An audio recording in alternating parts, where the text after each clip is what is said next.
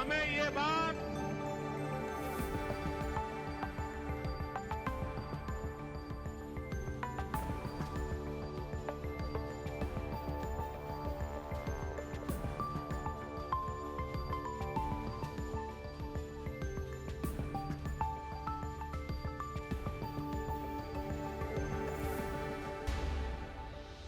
Justice B.R. Gavai के साथ न्यायालय में जिस प्रकार का व्यवहार करने का प्रयास किया गया, भारतीय जनता पार्टी उसकी कठोर भर्त्सना करती है। ऐसे आचरण से हर भारतीय आहत है।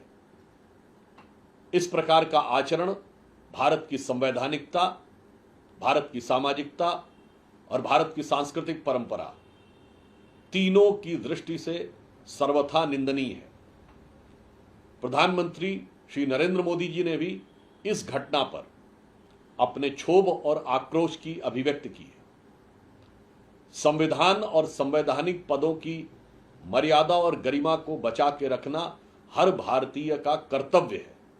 अतः इस प्रकार का आचरण हर भारतीय को आहत करता है और माननीय प्रधानमंत्री जी ने यह भी कहा है कि ऐसी परिस्थिति में भी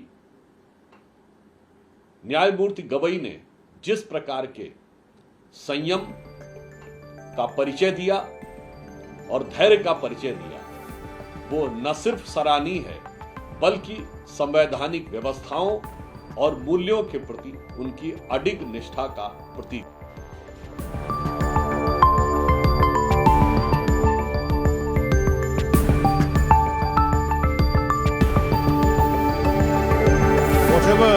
However upset you may be with something, throwing a shoe at a judge, let alone the Chief Justice of India, is unforgivable and shocking.